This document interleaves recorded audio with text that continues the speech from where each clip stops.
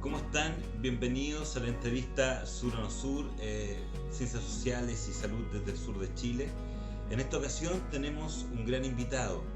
Nuestro invitado el día de hoy es Yuri Carvajal Bañados.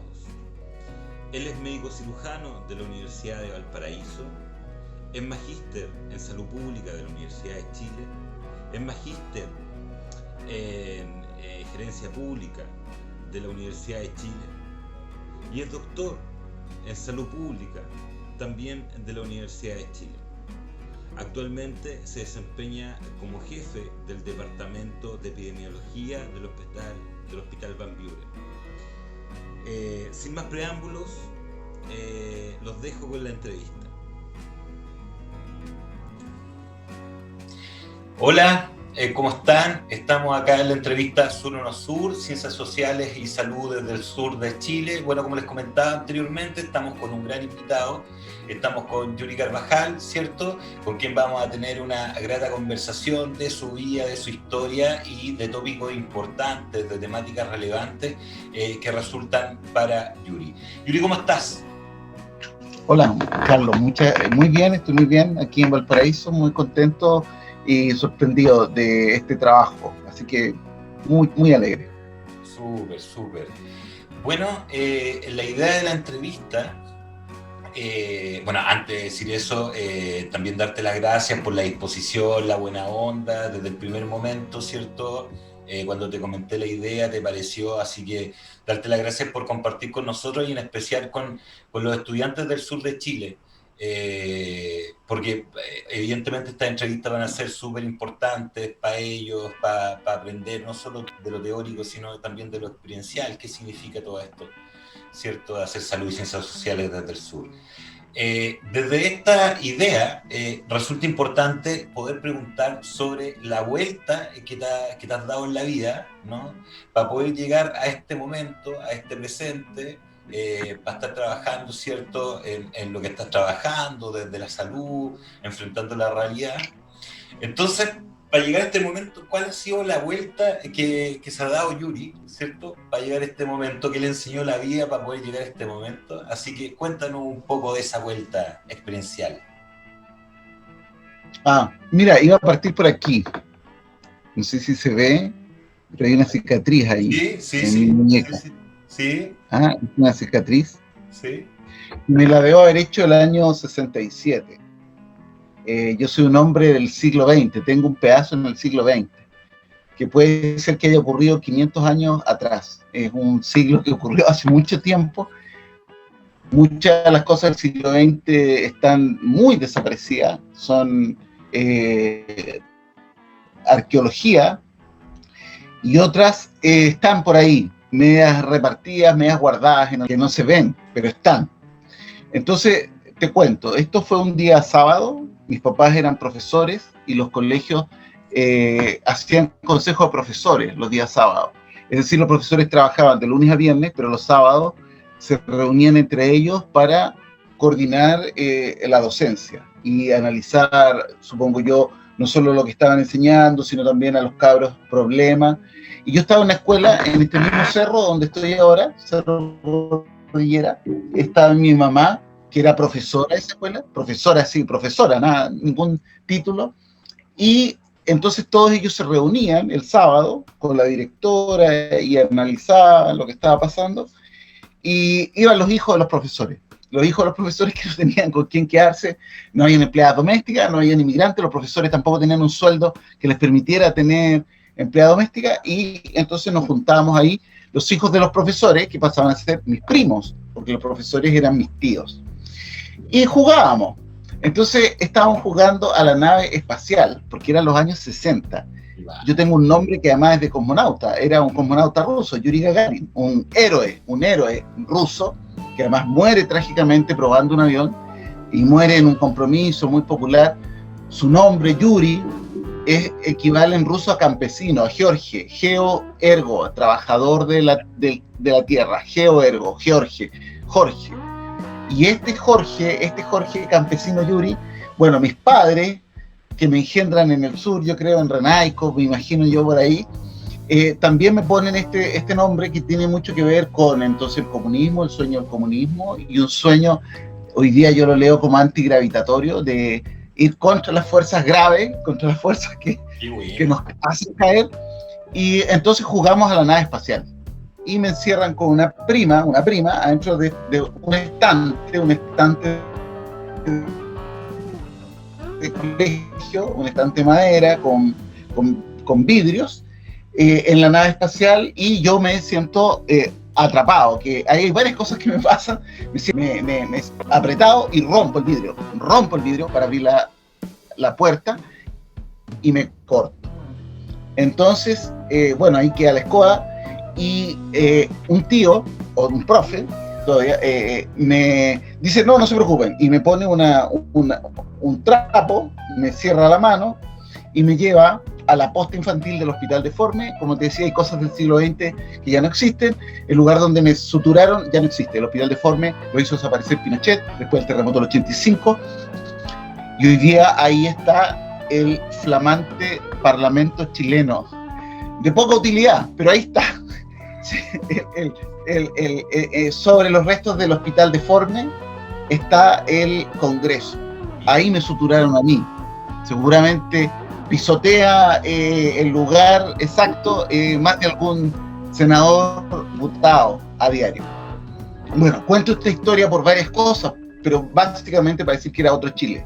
Era un Chile público, era un Chile en donde la educación era muy importante. Esto era una escuela de cerro, donde había el tiempo para conversar, había el tiempo para reunirse. Los profesores no eran profesores taxis que corren de un lugar a otro, sino que tenían un momento de encuentro, de buscar la convergencia con los alumnos, de coordinarse.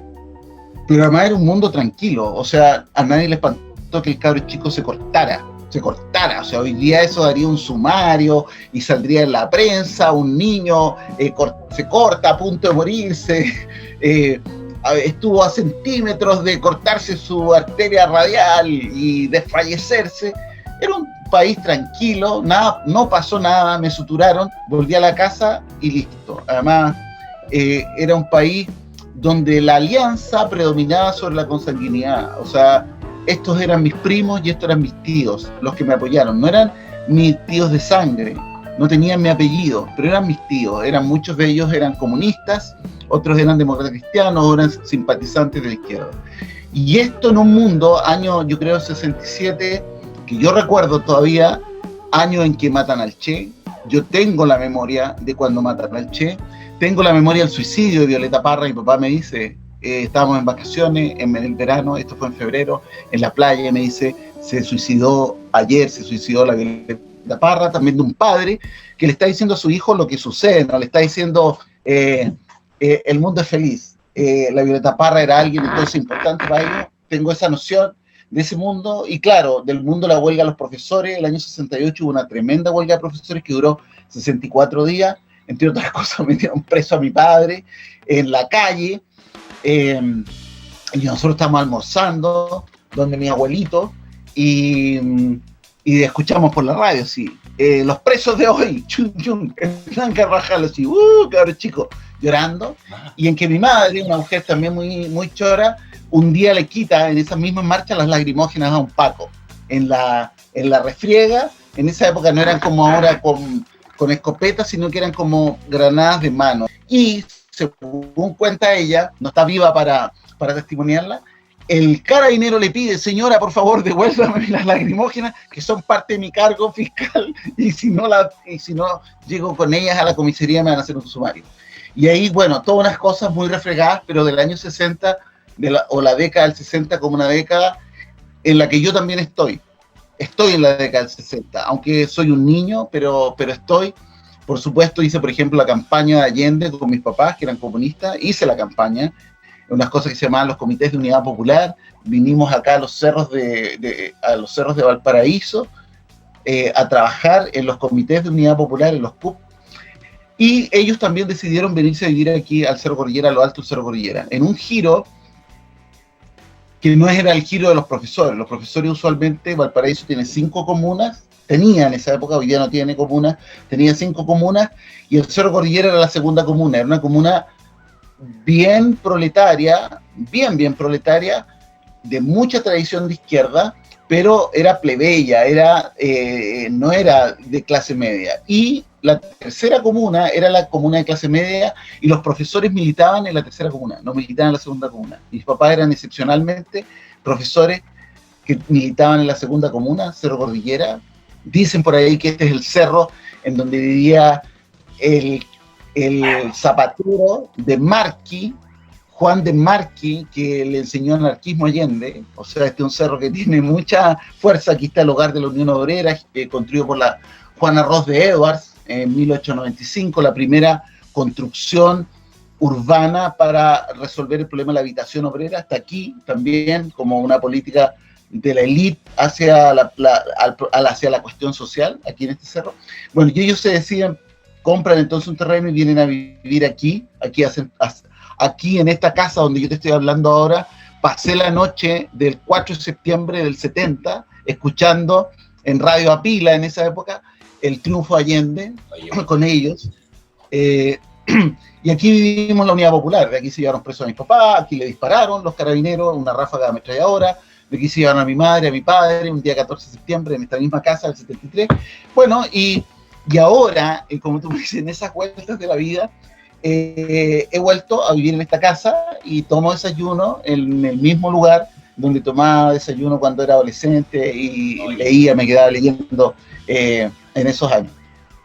Oye, qué intenso, ¿no? Tremenda historia, te pasaste. La fuerza, la fuerza de volver con la memoria a este lugar también. La fuerza de, porque me gustó cómo lo describes, yo estuve en los 60. O sea, tengo una memoria vívida de los hechos como ocurrieron. El estar vivo en un momento en donde está la intensidad de la historia de Chile, lo que significó en los 60, ¿cierto? El proceso de que Allende llegara a ser presidente, cuando no resultó con Frei Montalva y después cuando sí resultó, bueno, y las veces que se tiró antes, pero estar hablando de tu vida y estar hablando desde la contingencia misma, porque tus papás te llevaron a la contingencia desde el amor de la infancia, digamos, desde el ser padre y estaba todo pasando nomás. No había que leerlo, era vivirlo. ¿Cómo fue, en esta infancia, en esta adolescencia, el darte cuenta que estás ahí en el huracán de la transformación social de Chile? ¿Qué te provocaba esa escena? No me he dado cuenta, ¿no? Yo tengo la sospecha que uno casi nunca se da muy cuenta de las cosas, siempre las vive como un poquito nomás, como adentro de un sueño. Yo pensaba que todo era así, que el mundo era así. Mi papá era muy vinculado con la poesía, entonces todo el día hablando de poesía, la casa estaba llena de libros. Claro, para mí nunca me pregunté si eso era, si era así la vida, si eran así los papás. Pero bueno, los viví y creo que sí, muy vinculado siempre con la coyuntura política. Incluso lo que ellos me cuentan es que de alguna manera yo también fui tocado por la derrota del 64 de Allende, que fue una derrota muy terrible, porque había también un proceso muy fuerte que lo llevaba muy encaminado al triunfo, y ellos me dicen o me dijeron que en esa época yo había sufrido mucho y que había reclamado diciendo que al pueblo le gustaba la tiranía, que por eso había votado por Frei. Luego, leyendo, por ejemplo, Gonzalo Rojas tiene un poema muy lindo de la derrota del 64, de lo que sucede, de lo que a él le pasa en la derrota del 64. Y claro, en mis trabajos de investigación y de búsqueda de antecedentes de la historia de la salud pública, también me ha parecido como el 64 un momento muy fuerte, de una sensación muy intensa de fracaso, de derrota, que a la gente, a la izquierda, le provocó una confusión. Por lo tanto, incluso el triunfo del 70 no es un poco como nos cuentan, bueno, el 64, mucha fuerza, estuvimos a punto de llegar, ¿no? Como un competidor que llega en segundo lugar, pero que dice a la otra, gano. No, la derrota del 64 provocó un reordenamiento y una descomposición de las fuerzas de izquierda y casi la destruye. Yo creo que que lo que hoy día no parece tan obvio, la confluencia entre el Partido Socialista, el Partido Radical y el Partido Comunista para generar ese núcleo, el año 65 yo creo que no era inimaginable. Mira, sí, claro, en definitiva cuando te muestran como la historia, te muestran como que casi, después sí, pero no te lo explican como este momento de transformación. ¿Y qué pasa saliendo de este espacio, ¿cierto? En donde Frei Montalva sale, ¿cierto? Bueno, con el apoyo de todos, del mundo me refiero, del mundo occidental en ese momento, hasta con Lucas, porque lo apoyaron, lo apoyaron de afuera hasta con Lucas. ¿Cómo fue pasar de este momento político, que lo planteas como un momento político, donde se da una reconfiguración del hacer política, se reestructura la política, principalmente izquierda, ¿cierto?, para poder enfrentar la campaña del 70? ¿Cómo fue tu proceso en ese Chile del 65 al 70? ¿Cómo lo viviste? ¿Cómo enfrentaste ese momento? ¿Qué te parecía? Bueno, era un momento muy protegido para mí, muy protegido. Yo era hijo de profesores, entonces estudié en la escuela, que era la escuela de mi mamá, la que te cuento, donde me corté, y ahí hice mi enseñanza básica y que quedaba en ese momento muy cerca. Eran unos tipos que paseaban en los camiones, encapuchados, porque laceaban, tenían la capacidad de lacear y laceaban perros y se los llevaban. Entonces en esa escuela, cuando pasaba, venía la perrera, viene la perrera, y todos los cabros chicos eran soltados para que fueran a la casa a fondear los perros. Yo también. Tenía un perro que se llamaba Pillán, que era un nombre mapuche. Mi papá también tenía como esto de reivindicar mucho los mapuches. Entonces, era una escuela muy protegida. Te das cuenta, una escuela en que a los cabros chicos, hoy día también eso es impensable. No, aquí suelten a los cabros chicos para que vayan a la casa a esconder los perros. Después de esto van a ser unos tremendos sumarios por todas las locuras que hicimos. Entonces, muy protegido, yo creo, muy protegido, una escuela de barrio donde, como te vuelvo a decir, las profes eran mis tías, sus hijos eran mis primos.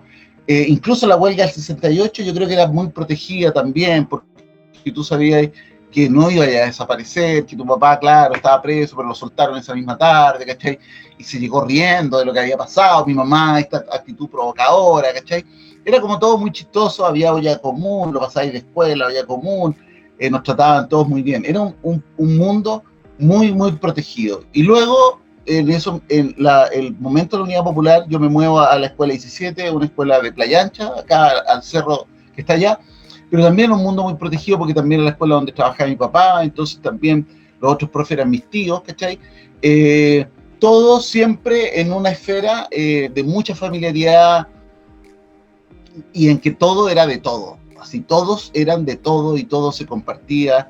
A lo mejor yo, claro, vendrá un psiquiatra y dirá, oye, estáis mitificando, pero yo lo viví así, lo viví como un momento de mucho encuentro, de mucha familiaridad. Obviamente te imaginarás lo que era la casa de unos comunistas en esa época, una casa donde pasaba todo el mundo y todo el mundo a la hora de almuerzo se discutía de política y en la noche se comía política y como cabro chico uno tenía derecho a opinar y a tener postura. Y yo recuerdo, por ejemplo, que nuestra casa siempre tuvo la llave puesta en la chapa. Eso significaba que cualquiera que llegara a la casa podía entrar, aún si no estábamos nosotros. Era ese el régimen. Siempre la llave ahí puesta. Hasta el 73 la llave estuvo puesta en la chapa. Nunca yo tuve una llave para decir, lleve una llave, mijito, por si no estamos a la salida, cuando usted llegue, sino que siempre había la llave puesta y nunca nos robaron. Oye, qué potente el sentido de comunidad. O sea, para llegar a eso, o sea, sí tiene que haber un sentido de intimidad, de comunidad potente. Qué bonito. Bueno, y en este enfrentar, ¿cierto? Esos años, como los vas describiendo, también entiendo que la participación política, por ejemplo, de los liceos, era importante. Me imagino Playa Ancha, Valparaíso. ¿Había una participación política, por ejemplo, en la media? ¿Cómo lo viviste? ¿Cómo fue ese...? Claro, yo llegué, Yo estaba medio complicado porque era siempre el más chico del curso, porque entré muy chico al colegio, hijo de profesores, entonces leía en la casa y ya me metieron a primero básico, no había kindergarten, nada de eso, vamos a leer. Entonces, el año 73 yo tenía 11 años, era un niño, y era niño, además quizás era como, no era como ahora, sí, a los 11 años. Entonces era niño y estaba en una escuela, ya, y en esa escuela, claro, estaba yo en octavo básico, y ya, claro, había como enfrentamiento político, me acuerdo que se tomaron la escuela. Pero además, mi hermano era mayor, estaba en el liceo, mi hermano ya era joven comunista, y tenía un primo que era mirista. Entonces se discutía mucho Lenin, y qué dijo Lenin, y el que Castro, también vi a Fidel Castro aquí, me acuerdo, cuando vine el año 71, mi papá me llevó a ver a Fidel Castro en la Intendencia de Valparaíso, que hoy día es un edificio marino. Pero entonces mi vivencia es más de lo poblacional, eso sí, de una intensa participación poblacional en este lugar. Y yo cuando niño, entonces me hago pionero, que son los niños comunistas. Era niño, así que me hago pionero.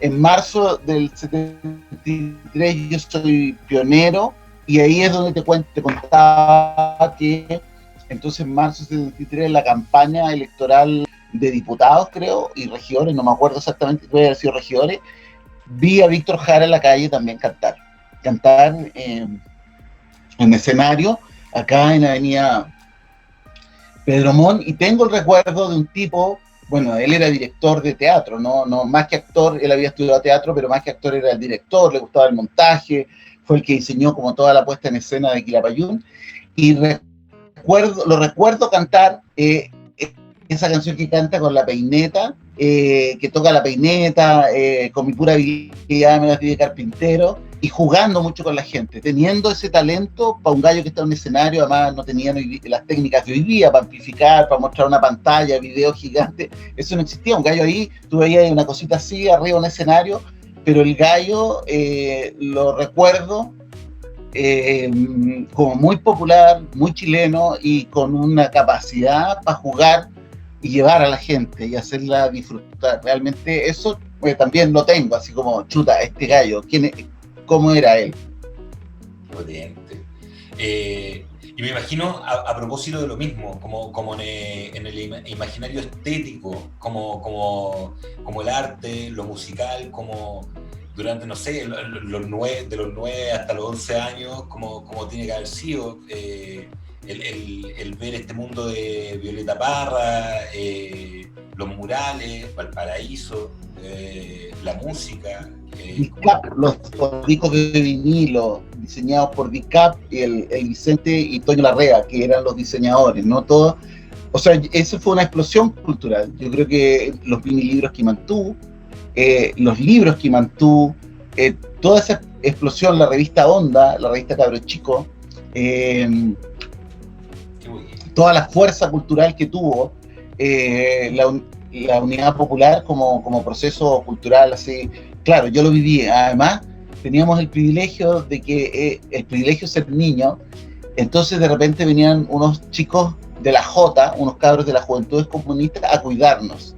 Y entre ellos, uno que ahora lo he reencontrado, que es Adán, que es un hombre ya grande, que dibujaba después, un tipo que dibujaba, era de aquí del cerro, y muy sensible, siempre muy sensible hacia lo estético y hacia percibir las formas visuales. Entonces también él se quedaba con nosotros cuando mis papás iban a reuniones y jugaba mucho, nos hacía dibujos, nos enseñaba a dibujar y nos contaba historias, anécdotas de su trabajo. Él trabajaba en una oficina de arquitectos, entonces nos hacía como cosas de la élite de arquitectos, ¿no? Nos servía, por ejemplo, arroz, que mi mamá siempre tiraba la cuchara encima del plato y él con una taza lo volcaba así, y nos daba mayonesa Hellman y nos hacía una raya. Entonces, también como vibrando con esa juventud también muy, muy vigorosa, también uno como cabrón chico sintiendo. Me acuerdo mi mamá también tenía en esa escuela de acá, que era una escuela tan modesta que en la mismo local funcionaba en la mañana una escuela de niños, la escuela 79, y en la tarde la escuela 14. Y en esa escuela empiezan a llegar los jóvenes del pedagógico. Y mis papás eran normalistas, habían estudiado la escuela normal, pero aquí empiezan a llegar los jóvenes del Pedagógico de Valparaíso, por lo que hoy día se llama UPLA, pero que en esa época era pedagógico, toda esta educación alemana de la Universidad de Chile. En esa época había en Valparaíso Universidad de Chile.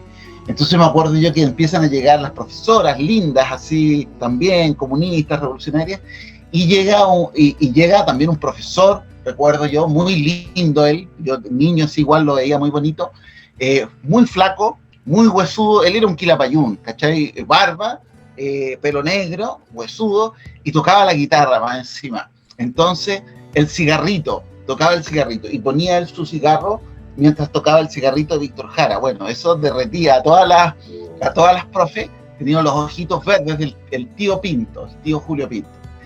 Y él a mi mamá le cantaba siempre esta canción mexicana, La Llorona, y la hacía llorar.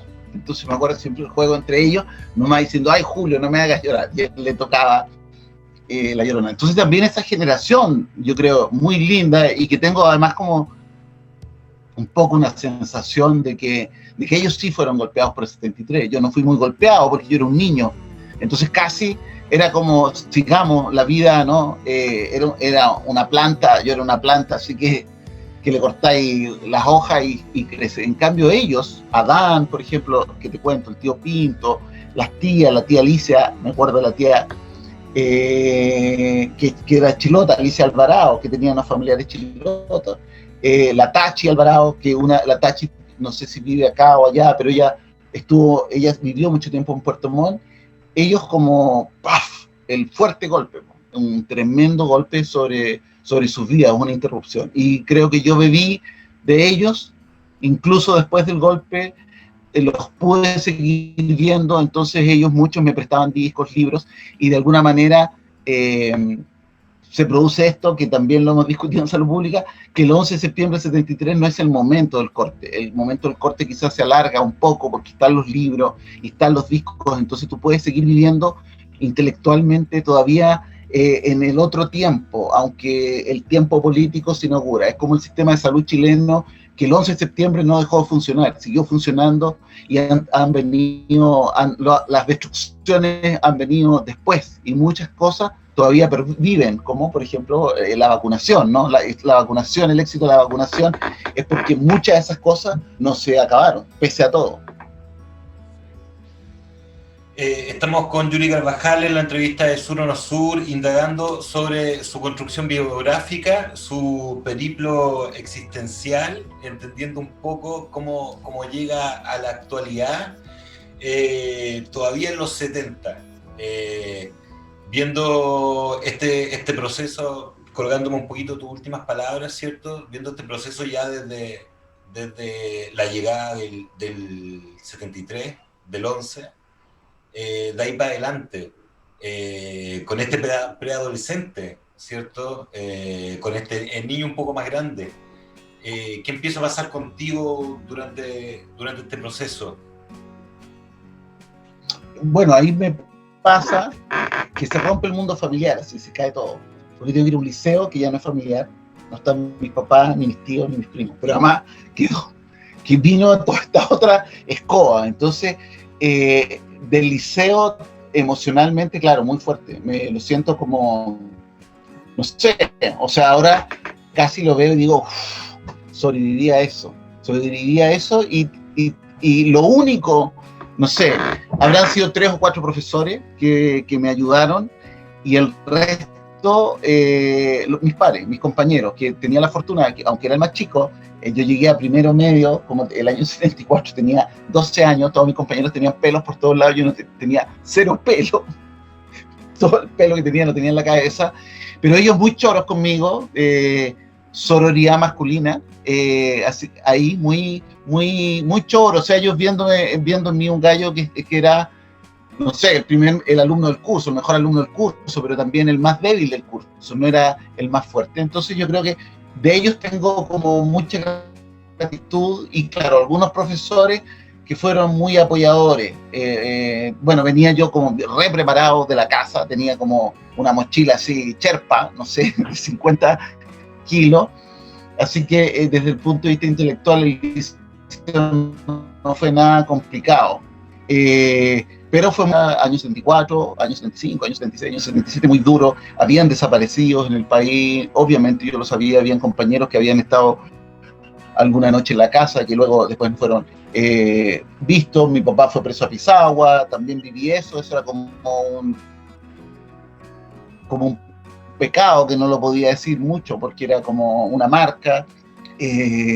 Mi papá, claro, él intentó mantener una militancia, no era muy difícil, y bueno, así fue, como un túnel. Y ahí viene, ¡pum!, la universidad, y postula medicina en primer lugar, y que es medicina, que estoy muy contento de haber estudiado medicina. La medicina me ha dado la posibilidad de hacer lo que me gusta, de decir las cosas que pienso. No estoy para nada arrepentido de haber estudiado medicina. Creo que ser médico es una forma interesante de pasar por la vida. Y hoy día, en este momento tan difícil de pandemia, también la medicina me ha ayudado a entender bastante lo que hoy día está ocurriendo. Entonces entro a una universidad el año 78, una universidad obviamente intervenida, vigilada, y entro a militar a las Juventudes Comunistas. Una compañera aquí, que ahora la conozco, ginecóloga, trabaja en el hospital, es mi dirigente, y entro a militar a una base de las Juventudes Comunistas el año 78, apenas en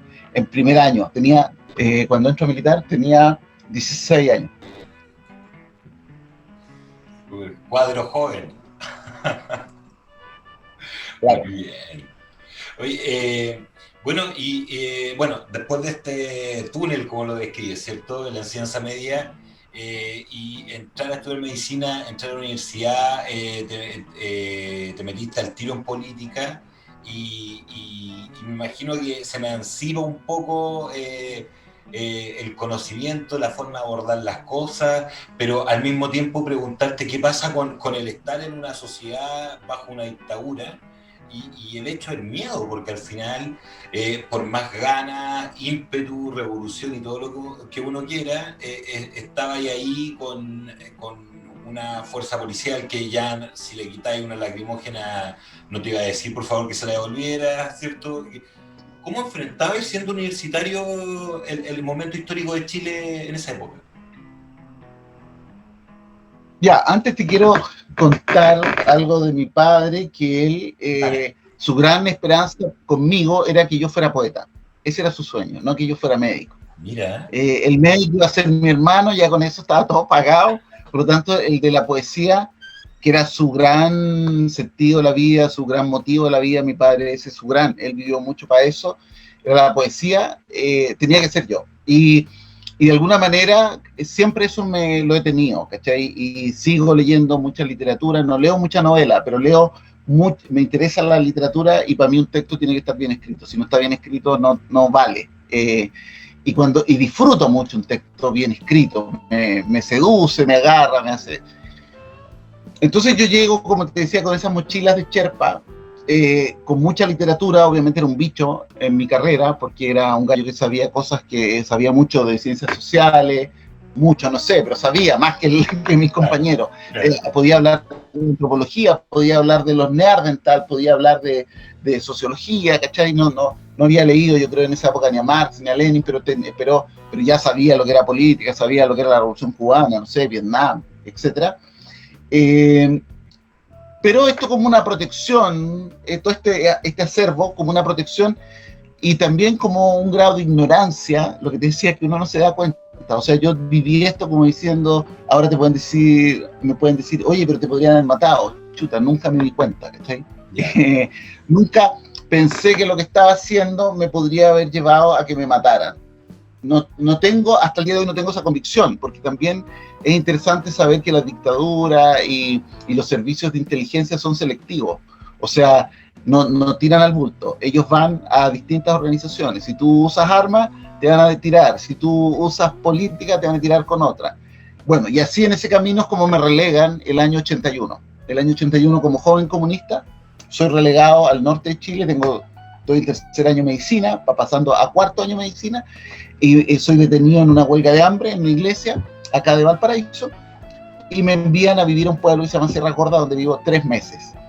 Y también la suerte, no sé, que cuando me detienen los carabineros, voy a decir los carabineros, y el coronel de la comisaría donde soy detenido dice, ustedes son mis detenidos, no los voy a entregar a la CNI. Y va a la CNI a sacarnos de ahí para llevarnos a sus cuarteles, y él nos defiende. Y no somos entregados. La CNI nos interroga en esa comisaría. Te mentiría si dijeras que me pusieron una mano encima. O sea, lo único que hicieron fue amedrentarme la CNI, pero no me tocaron. Claro. Y nos estuvieron ahí 6-7 días en el calabozo y nos mandaron en un avión de investigaciones al norte de Chile. Éramos en ese momento 4 y nos repartieron a distintos pueblos. Yo tuve la fortuna de ser el que le tocó el primer pueblo. Entonces también fortuna, esa protección que yo creo, y que hoy día a mi hijo lo detuvieron por el toque de queda el año pasado, y lo pasó muchísimo más mal que lo pasé yo en dictadura. O sea, a él lo tuvieron esposado toda la noche. A mí lo pasé ahí tranquilo, tuve el saco de dormir que me llevó mi familia, y tenía libros, ¿cachai? Y estuve en otras condiciones. Entonces, no estoy haciendo un canto de amor a la dictadura, estoy diciendo lo que me ocurrió y lo que hizo alguien que lo más probable es que ya no esté vivo, ese coronel. Pero lo que hizo me parece un gesto súper digno. Nunca lo he dicho en público, así que ahora lo digo. Un gesto digno, humanitario, tremendo. Bueno, entonces ahí llego hasta otra comisaría, y era una comisaría de pueblo, era de un pueblo que tenía 200 habitantes. Y la fortuna es que el jefe de ese, no era comisaría, no estoy retén, era un sargento, no era más que eso, era un sargento, tenía 5 carabineros a su mando. Y ese sargento lo que quería en la vida era que su hija estudiara medicina. Entonces llego yo y soy casi, no está muy claro si soy un terrorista o soy un milagro de Dios. Entonces también él me protegió muchísimo. Por ejemplo, los relegados usualmente tenían que firmar en un libro 2 veces al día para que no se fueran del pueblo. Voy a contar todo después, no importa que después nos vayamos presos. Entonces, y ellos vienen y me dicen, Yuri, nosotros vamos a dejar el espacio, tú ven cuando puedas a firmar en el día. En otros lugares los tenían ahí, le decían, tiene que estar a las 12, y el pobre gallo tiene que interrumpir toda su vida y estar 5 minutos antes humillándose. Entonces, también. Y había un practicante, había un carabinero que era practicante, que obviamente también yo era su chiche. Él me dice, bueno, ayúdame. Y atendemos un parto. En realidad el parto lo atiendo yo. En realidad el parto se atendió solo, porque era una mujer que tenía ya varios hijos, entonces, pero fue igual una cosa extraordinaria. El primer parto que atendí yo como en la vida, no lo atendí en la universidad, no lo atendí como estudiante de medicina, sino que lo atendí como relegado. También ese es un punto. Y está la campaña de vacunación para la polio, que puede haber sido abril, te estoy hablando de abril del año 81, y él me dice, vamos a buscar las vacunas. ¿Pero cómo? ¿A dónde? A Calama. Y vamos a buscar las vacunas a Calama. Haciendo un acto absolutamente ilegal, porque el relegado no podía salir del pueblo. Y salgo en el auto del carabinero, al lado del carabinero, él siendo mi chofer, a buscar las vacunas. Traemos las vacunas, hacemos la campaña entre los dos y vacunamos. En ese momento, como te digo, esta ignorancia, me llegaron, cuando estaba relegado, 500 cartas. Me volví con un sobre, así, con una bolsa de 500 cartas, y me traigo estas cartas, y un día que estoy leyendo mis cartas ahí, ¿dónde viví esos 3 meses? En la iglesia. También te puedo decir, yo viví 3 meses en una iglesia. No sé cuántas personas hay que te puedan decir, viví 3 meses en una iglesia atrás del altar. Porque el día que llegué, aquí voy a otra vuelta, llegué al lugar. Por supuesto, mis papás no llegaron porque me llevaron en avión, entonces mis papás no llegaron, no llegó mi hermano, no llegó nadie. Una época en que no había teléfonos celulares, yo llamé desde un teléfono a la casa de mis abuelos, que sí tenían teléfono, qué sé yo, y llegan los curas con una caja. Una caja, aquí tenéis comida, la revista de la Vicaría de la Solidaridad, aquí está Solidaridad, la revista, para que te informes, que era una revista muy, muy buena, muy bien hecha, de la Vicaría de la Solidaridad. Y aquí están las llaves de la iglesia. Vive ahí los 3 meses. No te hagas ningún problema. No pagué una gota de agua, no pagué una gota de electricidad. Por lo tanto, también tengo mi debilidad por la iglesia, ¿cachai? No puedo... todo lo que ha pasado me parece horrible. Yo mi cultura personal, no una cultura religiosa, no voy a misa. No hice la primera comunión. Pero sí lamento, y esto lo he hecho en salud pública, lo he discutido, lamento la pérdida de la fuerza de la religiosidad en los hospitales, por ejemplo. Yo creo que cuando nosotros echamos a la presencia religiosa en los hospitales, es una presencia importante. Y yo creo que las fuerzas de los religiosos son una presencia importante, más aún en esta condición tan dramática en que estamos hoy día. Bueno, ahí quedé con eso. Es otra cicatriz de ese momento. Y bueno, un día yo veo mis cartas, lo que te estaba contando, y veo que un sobre está abierto. Entonces voy a reclamarle al gallo del correo. Decirle, oye, mira, me entregaron un sobre abierto. Entonces el gallo me dice, ¿y tú no te das cuenta de lo que estás haciendo aquí? ¿No te das cuenta en qué está ahí? Claro, esa ingenuidad, esa estupidez de no darme cuenta que yo era un tipo que estaba castigado, que estaba vigilado, que estaba siendo censurado. No era nada, ¿cachai? Aunque claro, los carabineros habían tenido todas esas gentilezas conmigo, eso eran cosas excepcionales, porque esa no era la regla. Y en ese año, 81, no sé si tú conoces la historia de Calama, que la CNI asaltó el Banco del Estado y dinamitaron a los cajeros del Banco del Estado en el desierto y se robaron la plata. Eso ocurrió en abril del 81, ocurrió a 80 kilómetros donde yo estaba. Entonces yo estaba alegando porque mis cartas me las abrían, ¿cachai? Y seguramente eran los mismos agentes de la CNI que luego dinamitaron a esos cuerpos. Entonces, cuando uno dice, ¿me podrían haber matado? Lo más seguro que sí. O sea, también, no sé, no quiero ser como, uy, el héroe, ¿cachai? No sé. Pero sí, esa era la... y yo no caché pasé como un estúpido a lo mejor. De hecho, a una compañera que nos fue a ver, la Luisa, ella estaba durmiendo en la casa del obispo de Calama y la secuestró en la casa del obispo de Calama. Ella, no sé, habrá estado una semana antes conmigo y la secuestraron, encañonada en el suelo de la camioneta. A Santiago la torturaron y le pidieron que colaborara con ella, con la CNI. Entonces, claro, esas cosas estaban pasando mientras yo estaba ahí y yo estaba en una locura. Me acuerdo que mi hermano también fue a verme y llevó una caja de libros por supuesto zurdos y todo, y libros de medicina, y baja así, corre, hermano, qué sé yo, me abraza, y de repente dice, la caja de los libros, weón, se me pasó la caja de los libros, no la bajó de la micro. Bueno, le dije yo, no te preocupes, y fue donde los carabineros, le dije, mira, mi hermano vino a verme, me trajo la caja de los libros, no te preocupes. 3 horas después estaba la caja de los libros en mi viviendo. Entonces, claro, esta capacidad no va a pasar la vida así, pero no fue esa la suerte de todos los relegados, no fue la suerte de todos mis compañeros. Creo que ahí tuve la fortuna de pasar de manera bastante liviana ese momento difícil. Oye, qué tremenda historia, sí. Sí, como una especie de La vida es bella versión chilena y por lo menos no fue tan.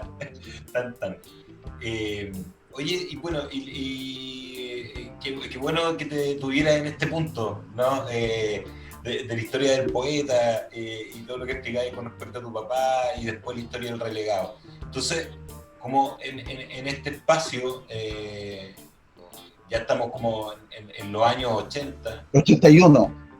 La importancia de recalcar también a la Iglesia Católica a través de la vicaría, ¿cierto? Todo el aporte que hizo en ese momento, cuando hacer aporte a la comunidad había que tener cojones. Bueno, ¿qué empieza a pasar en los 80? de ahí para adelante, hasta el 89, ¿en qué te encontrás? ¿Cómo vais funcionando? ¿Cómo estás articulando tu mundo ser humano? ¿Sigue un poco conectado con tu presente, tu aquí ahora? ¿O empiezas a darte cuenta que el espacio también es un espacio que te puede generar daño? ¿O cómo generar el proyecto de vida? ¿Cómo lo estáis mirando? ¿Pensabais que el 89 o que para el 90 esto debiera caer? ¿O pensáis que este era un rollo que iba a terminar nunca? ¿Cómo iba la idea en ese momento? Bueno, yo en esa época, cuando me relegan, soy comunista.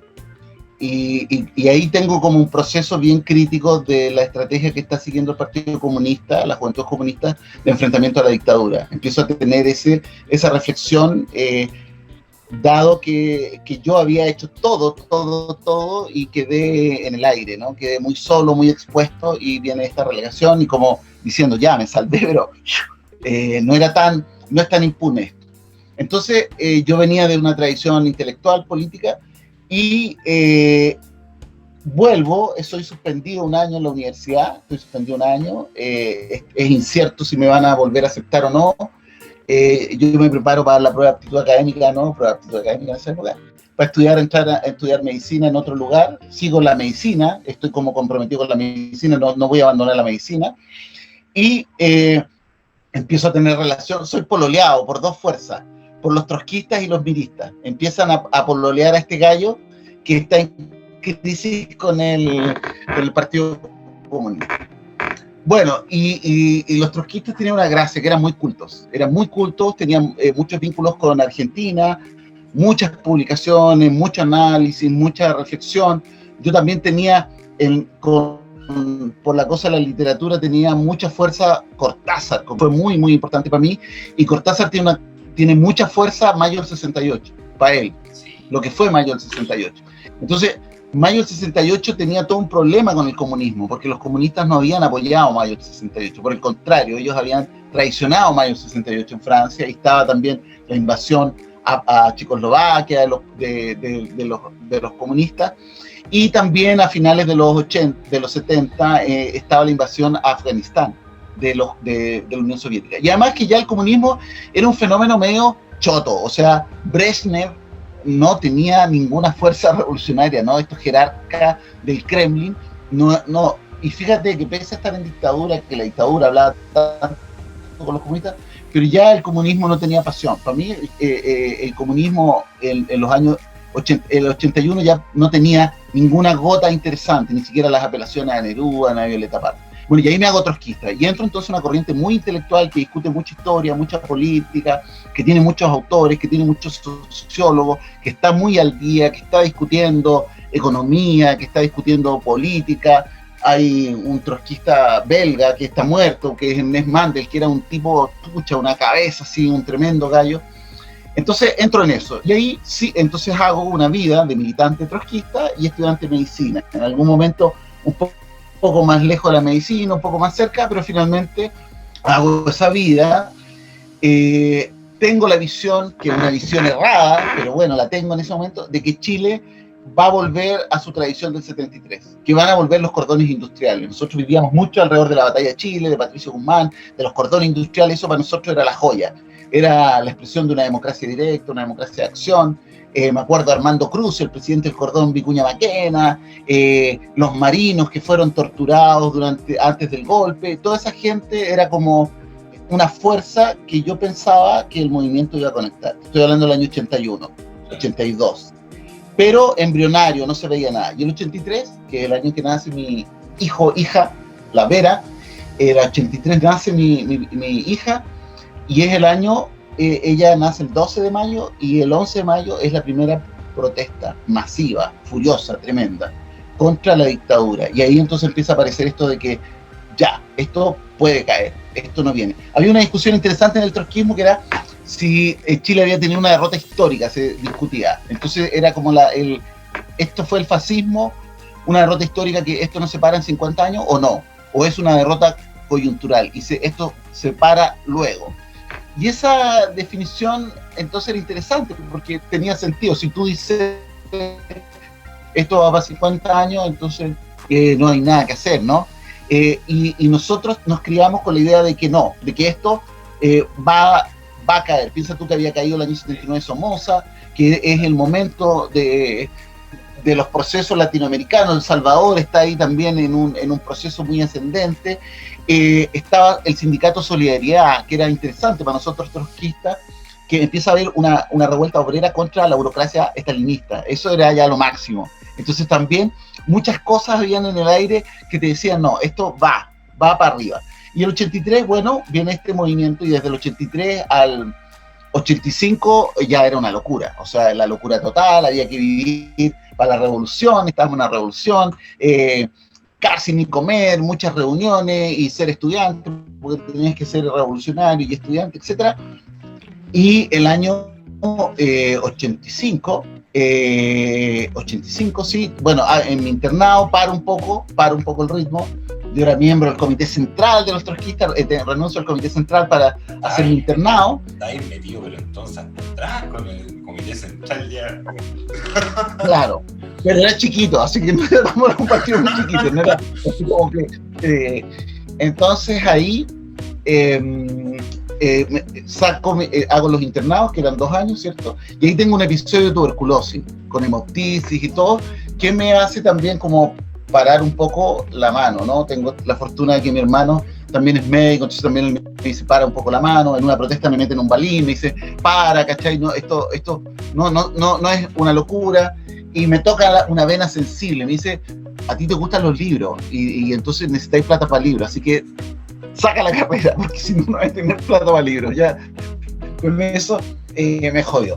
Entonces, bueno, termino la carrera, termino medicina, y bueno, yo vivía en esa época para el trotskismo, ¿cachai? Y tengo que irme a Santiago porque el grupo trotskista está hecho pebre, todos estos procesos turbulentos políticos que exigían tener análisis, saber, va para allá, va para acá, hay que levantar esta consigna, no, hay que juntarse con este, no hay que juntarse con este. Había hecho pelota a los dirigentes que eran muy de libros, muy teóricos, eran una generación un poquito más adelante que la mía, pero que no tenían experiencia política, los hace pebre, se equivoca, mete las patas, y entonces el partido queda, el grupito, digamos, más que el partido, el grupo queda al aire, y yo lo agarro. Entonces yo era el más. ¿Cómo habrá sido que yo, que había recién terminado medicina, tenía 25 años, era el más viejo del grupo, era el más experimentado? Y entonces me voy a Santiago a eso. Claro, aquí todo el mundo se fue a Santiago a buscar trabajo. No, me fui a mover el grupo trotskista. Y bueno, año 86, yo terminé en diciembre del 86, así que ya en enero, febrero del 86 estaba en Santiago y buscando trabajo en distintos lugares. Era una cosa infame. Había una corporación de derecho privado, Lautaro, que se iba a hacer cargo del hospital San Borja Riarán. Ellos querían privatizar los hospitales, eso era parte de su proceso de privatización. Yo el otro día encontré unas boletas, unas recetas que dice Corporación de Salud Privada Lautaro, que tengo todavía en esa época. Yo trabajo en un consultorio Nogales, donde era Víctor Jara, ¿no? Después que se va de Lonquén, la figura de Víctor Jara me persigue, en el consultorio Nogales, y luego me empiezo a mover hacia la zona sur de Santiago, empiezo a trabajar, y sabes que el 1 de noviembre me nombran director del consultorio de la población La Victoria. No sé, es como que, como no sé, Marilyn Monroe me besa, ¿sí? Me besa, no solo me besa, me dice, vente a mi casa, te necesito, ¿cachai? Entonces me nombran director de ese consultorio, y ahí yo recuerdo que llegué, hice unas palabras así de que necesitábamos mucha democracia, mucho diálogo, mucha rigurosidad técnica, mucha participación. Termino eso, ahora que todavía está viva, me va a la oficina y me dice, te va a ir bien, porque esto es lo que la gente quiere. Entonces, pucha, yo me sentí así respaldado. A mí me habían puesto ahí, hicieron estos cambios de directores malignamente, porque es la municipalización. También empieza la municipalización de los consultorios. A mí me nombran en noviembre, diciembre, y en enero ya los consultorios están municipalizados. De todos los consultorios que había, eso había fracasado, 82 la municipalización de la salud, y se quedan sin plata porque viene la crisis del 83, del 82, el dólar a 39 y todo eso. Entonces, ahí ellos no tienen plata, porque todas estas maniobras las hacían con un poco de plata, mejorando el sueldo a la gente para que estuviera tranquila. Entonces, 1 de noviembre llego a La Victoria, esto no es tampoco así exacto, es tan casual, porque el 30 de octubre es el día de la toma. Entonces llego a una población de La Victoria que está embanderada, llena de palmeras, no entraba, la dictadura no entraba, ¿te acuerdas? Ya habían matado a André Yarlán, ya habían echado a Pierre Dubois, estoy hablando del año 87, y nuevamente un cura, Pablo Mason, un cura Merkinol, de gringo, pero un tipo así impecable, había unas monjas que vivían en unas casas proletarias ahí, no era un templo, bueno, todo eso, y mi visión, que hicieron un cambio total de directores porque iban a hacer la municipalización de los consultorios urbanos, entonces no querían que hubieran vínculos de conocimiento y de proximidad entre los trabajadores y los directores, que hubiera mucha desconfianza. Porque el año 82, cuando intentan municipalizar, viene la crisis, el dólar a 39, se desploma todo eso, y no habían tenido plata. Y como ellos siempre han manejado esto de que doy un poco de plata, el bono de reconocimiento para que te cambie a la AFP, y te doy el garrote y la zanahoria. Entonces también aquí quedan sin plata, y se congela la municipalización en el 82, y yo entro entonces, en ese momento, al proceso de municipalización, y el consultorio se oponen los funcionarios, nos oponemos todos, y es el momento con los pobladores, ¿cachai? Ellos llegan a los actos, a las asambleas, quieren participar, me traen un megáfono, y yo, que venía de la universidad, que había hablado sin megáfono arriba de las mesas, en los casinos, en todas partes, no uso el megáfono, y ellos quedan sorprendidos, ¿y quién es este gallo? ¿De dónde salió este loco? Pero ahí, bueno, se generó un vínculo muy, muy intenso.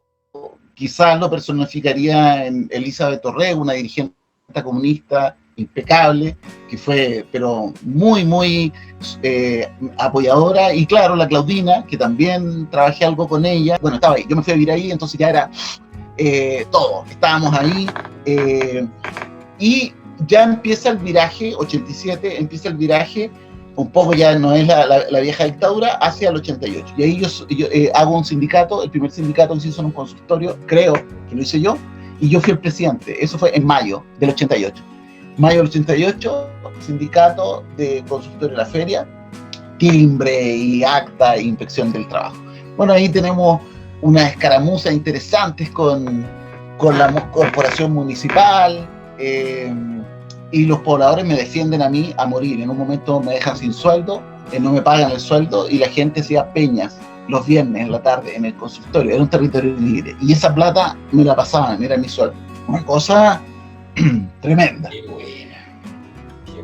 Bueno, y ahí viene ya el día del plebiscito, el 5 de octubre, como yo era funcionario público, estaba inscrito, soy presidente de mesa, además, porque los otros ellos cachan un poco en eso y me ponen a mí el presidente de mesa, gana el plebiscito el 5 de octubre, y uno de los gallos, que era de los fachos que estaban ahí, me dice: tú estarás contento, porque se nota que tú eras del no. Entonces yo le digo: no estoy contento, estoy súper triste, porque no puede ser que un gobierno que ha hecho lo que ha hecho este gobierno saque un 42% de los votos, no me parece, no puedo estar contento de eso.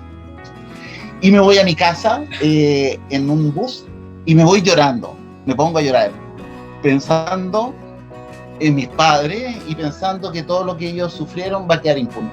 Esa es mi sensación, porque yo era trotskista, entonces también tenía como el análisis: esto no es solo un triunfo así tan limpio, sino que esto enmascara algo. También aquí hay un truco, hay un juego de mano, no es solo no es una victoria popular. Y como era trotskista, es decir, no era ni comunista, ni socialista, ni radical, ni demócrata cristiano, sabía que en esos partidos, que en los partidos tradicionales, no había nada. O sea, ya si el año 81 yo le di la espalda a esos partidos, sabía que ahí no había nada.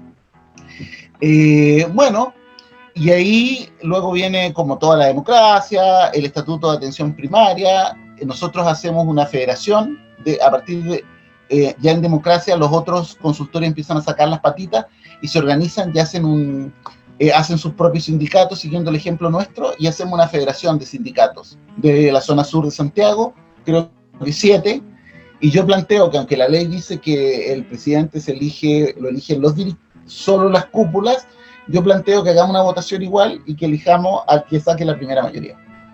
Y bueno, saqué la primera mayoría, un poco porque era médico y porque tenía esta historia, no porque la gente hubiera leído a Trotsky y dijera solo en nuestro presidente de la federación tiene que ser un trotskista, para nada, ¿cachai?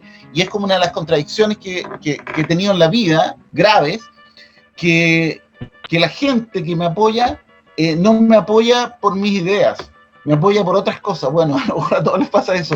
Me apoya, no sé, porque soy médico, porque soy simpático, porque soy pesado, no sé. Entonces, ¿cómo juntar eso? ¿Cómo tú, cuando eres dirigente, pega esas dos cosas? Por ejemplo, yo soy vegetariano, entonces trabajé en un hospital, en el hospital de Puerto Montt, y estoy convencido de que la humanidad en 50 años más no va a poder comer una gota de carne, estoy convencido de eso. Pero dirigí un hospital que no era vegetariano, y a la gente no se le daba comida vegetariana, y si hubieran dicho quiénes son vegetarianos, no eran ni el 1% de los funcionarios, ¿te das cuenta? Entonces, ¿cómo tú, cuando eres una persona que dirige algo, pucha, cómo no puedes llevar tu idea? Porque tus ideas a veces son ultra minoritarias. Yo recién estaba leyendo a Pierre Clastres, un antropólogo francés, brillante, tremendo, y él señala que los jefes en América, de las tribus americanas, las tribus que son recolectoras, no las tribus que tienen como tanto asentamiento, tienen 3 características, dice él. La primera es que son jefes de paz, que buscan apaciguar, minimizar los conflictos, armonizar. 2, siempre están dando, siempre tienen que dar, y los jefes, él dice, las tribus están jodidos porque tienen que darle maíz a todos, tienen que darle poroto a todos, tienen que, si van a cazar, tienen que darle caza a todos, tienen que darle sus presas de caza. Y lo tercero, dice él, el dirigente es el que habla, el único que habla. Y él dice, igual que el poeta, fíjate cómo conecto con mi padre, igual que el poeta, para el jefe de la tribu, la palabra no solo tiene significado, sino que tiene valor. Tiene valor, dice él, igual que el poeta. Bueno, y me topaba en eso. Hoy día me topé leyendo, o ayer me topé leyendo eso y lo sentí tan real. Y cuando te dije al principio que hay cosas de otra época que perviven, no me refería a los años 60, sino que me refería a esto. O sea, nosotros hoy día también tenemos que actuar como esos jefes de tribu. Yo estoy en un hospital que está jodido, en el hospital Van Buren, soy parte del comité COVID, del comité de crisis, estoy al lado del subdirector médico que lleva sobre sus hombros esta mochila de 2.500 funcionarios y de 450 camas, estoy al lado de él, y lo veo también así, ¿no? Lo veo como un jefe que tiene tiene que tener la palabra, tiene que tener la capacidad de armonizar, y es el que está dando todo, él está dando todo. Bueno, entonces ahí, en ese proceso de dar todo, de la politización, quedamos solos porque fuimos los únicos que estuvimos en contra del Estatuto de Atención Primaria. Está eso documentado, está publicado en Cuadernos Médicos Sociales. Nos opusimos al Estatuto de Atención Primaria, en una cosa escrita muy sucinta, y todas las otras organizaciones aprobaron el Estatuto de Atención Primaria, y nosotros nos opusimos, y yo me siento contento de haberme opuesto, porque destruía la unidad del sistema de salud, y yo creo que hoy día lo que estamos viviendo es justamente eso. Y ahí también el truco de la plata, porque también lo que hizo la concertación fue meter una escala de funcionaria que era mejor que la escala del sistema de salud del SNS o del Servicio Nacional de Sistema de Salud, era mejor los grados funcionarios, y entonces a través de esa plata la gente apoyó el Estatuto de Atención Primaria. Y ahí estamos, con una atención primaria, para mi gusto, en una profunda crisis. O sea, estaba yo reflexionando, de tanto aplanar la curva, de tanto buscar aplanar la curva, la terminamos invirtiendo, porque este momento de pandemia, por lo menos aquí donde yo estoy, es más grave que el de junio del año pasado. Es más grave en la intensidad, en la velocidad de crecimiento de la propagación y en la afección de hombres jóvenes obesos, de 18, de 28, de 48, de 38. O sea, la demanda que tenemos hoy día por ventilación mecánica es altísima. Hemos aprendido. No tenemos, fíjate que yo creo que no vamos a tener la misma mortalidad, porque aprendimos, por ejemplo, el uso de las CINAF, las cánulas nasales de alto flujo. que no lo sabíamos y ahora lo sabemos y lo sabemos hacer re bien y nos estoy diciendo los médicos, los kinesiólogos saben muy bien qué hacer con el paciente pronado, cuáles son los cuidados que hay que tenerlo, qué parámetros vigilar en ellos, ¿cachai? Y cuándo trasladar a un paciente, cómo trasladar a un paciente, cuándo conectarlo, o sea, bueno, y eso me parece a mí que revela la magnitud de este brote, de esta segunda oleada, revela para mi gusto la crisis de nuestra atención primaria. La pandemia, la verdadera pandemia en Chile es de obesidad y no tenemos herramientas para combatirla, ¿cachai? La McDonaldización de Chile, la automovilización de Chile, no hemos sido capaces de ponerle una barrera desde la atención primaria. Bueno, ahí pasa que ese proceso, ya yo empiezo a quedar como solo, se empiezan a distanciar mis concepciones teórico-políticas de lo que estoy haciendo y decido irme, me voy, ya no tengo nada que hacer. Eso coincide también con que yo dejo el trotskismo, dejo también la política, también mis concepciones teórico-políticas dejan de ser trotskistas, dejan eso y digo, no, tengo que estudiar, entro a estudiar economía, voy a estudiar economía, quiero saber qué pasó, qué fue esto. Yo creo que la caída del año 89 fue, que yo era trotskista, era esperable, el trotskismo siempre pensó que la burocracia de los países comunistas iba a caer, y cayó. En ese sentido el trotskismo podría decir, bueno, esto lo dijimos nosotros, pero cayó de una manera que no era el pronóstico, cayó hacia las fuerzas de mercado, hacia la privatización. Entonces todo eso me remeció, me estremeció y entré como en un proceso de recuperación de esa fuerza, de recuperación de la palabra, la literatura. Hice un libro de poesía que lo escribí para mis amigos, empecé a escribir más más intenso y ahí entro a estudiar salud pública. Ya, ¿cómo voy a hacer esto? Y entro a estudiar salud pública, con el magíster de salud pública, y me voy y a Puerto Montt, desciendo de un turbús un día lluvioso de febrero, 1 de febrero, así medio un temporal, granizo, con una mochila y una caja de discos para escuchar.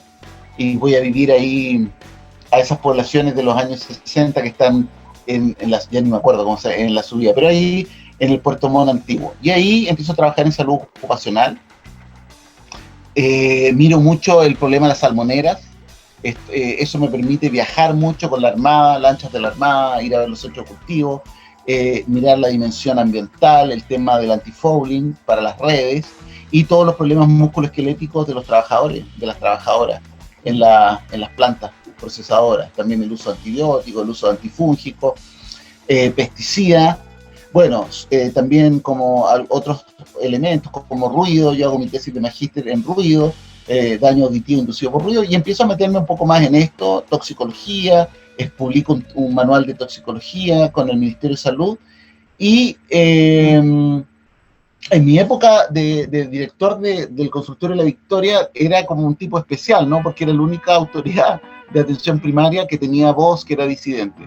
Y ahí un amigo, o sea, alguien me llama de un centro, un colectivo de atención primaria, que es Antonio Infante, un médico que había estudiado en la Católica, muy cristiano, muy vinculado también a la iglesia, y me invita un día a un foro, y me invita obviamente porque sabe que soy la voz disidente, pero que estoy adentro, que sé que puedo hablar desde la atención primaria, desde un consultorio de la población de la Victoria.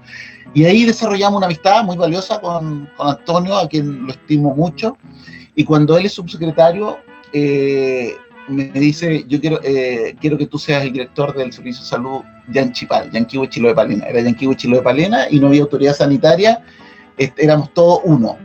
Así que ahí vuelvo a Puerto Montt, estaba en Santiago trabajando en el ministerio, en toxicología, cuestiones de salud ocupacional, y vuelvo, y ahí es cuando soy director del servicio. Ya la historia aquí ya está se acelera mucho. Luego en el gobierno de la Bachelet me sacan, la Marisol me saca, y yo me voy a hacer el doctorado, hago el doctorado en la Escuela de Salud Pública, y ahí también es un momento es otro cambio radical. Empiezo a leer a Bruno Latour, me vuelvo loco leyendo a Bruno Latour, y y yo diría que soy un laturiano así bien. Cuando vino a Chile tengo una foto con él y lo considero una persona así fantástica, tremenda. Le regalé un poncho mapuche. Qué bueno. Y hago mi doctorado sobre la incertidumbre en las cifras de mortalidad en Chile. Esa es mi tesis doctoral. Y mi argumento es que las cifras contienen una incertidumbre y yo tengo que medir esa incertidumbre. ¿Y cuál es la idea? Que si las cifras contienen incertidumbre, entonces tú no puedes tomar decisiones solo con las cifras. Porque la política del Banco Mundial del año 93, invertir en salud y los avisa y los daily, era usted meta esta juguera a las cifras y le vamos a decir cuáles son sus prioridades. Entonces yo digo, no. Si las cifras de mortalidad tienen incertidumbre, las que se supone que son el dato duro, ¿no? Tienen incertidumbre, entonces las decisiones tienen que ser a través de un diálogo democrático y no son de una juguera, de una máquina algorítmica. Esa es mi tesis, muy simple. Pero ahí utilizo un poco matemáticas complejas para protegerme, para que no me peguen. Hago una medición de la incertidumbre basado en el Shannon, una medida de Shannon que él la utilizaba como para medir la información, pero que los ecólogos empiezan a utilizar para medir la biodiversidad. Entonces yo ahí hago otro salto y en vez de la biodiversidad miro los datos de mortalidad como si fueran un ecosistema en el cual hubieran especies que serían los diagnósticos y cada especie tiene más o menos casos. Entonces las causas de muerte serían como un ecosistema. Y ahí mido eso y muestro que hay una incertidumbre que no es la misma en los datos en Santiago, en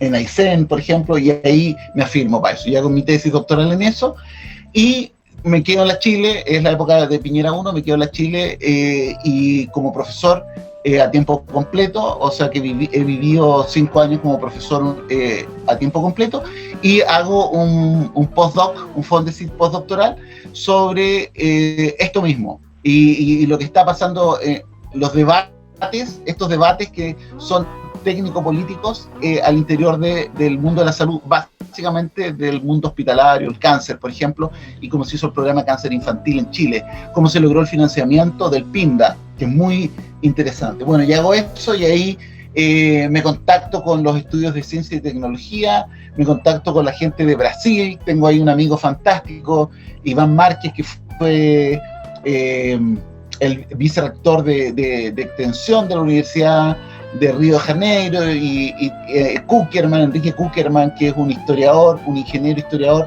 Esta gente que llega a los estudios de ciencia y tecnología desde la informática, porque había en Brasil una cosa que se llama Cobra, que es computación brasileña, y ellos hacen unos microcomputadores, no hacen PC como este en el que estamos nosotros, sino microcomputadores, y en esos microcomputadores ellos le sacan el sistema operativo a los gringos. Entonces empieza toda la cosa de patentes, ¿cachai? Y van ahí a los tribunales yanquis a defenderse de lo que ellos hicieron es un robo o no. Entonces el argumento de ellos es un argumento científico, es decir, ustedes pueden venir acá y mapear genéticamente una planta nuestra y con ese mapeo genético hacer una síntesis. ¿Y por qué nosotros no podemos hacer su sistema operativo y con esa ingeniería hacer un computador? Bueno, ellos pierden eso y ellos se van a la universidad después de estar en la industria. Brasil, un país industrializado, los militares protegiendo la industria brasileña y toda la cosa, y se van a la universidad a trabajar en estudios de ciencia y tecnología. Y son el grupo con el que me siento más afín también, porque también les gusta, son humoristas, les gusta la música, el teatro, y están los autores que a mí me gustan y hacen las lecturas que a mí me gustan. Entonces con ellos tengo un trabajo afín. El año pasado hicimos algunas cosas juntos. Uno de mis libros tiene un prólogo escrito por Iván Márquez,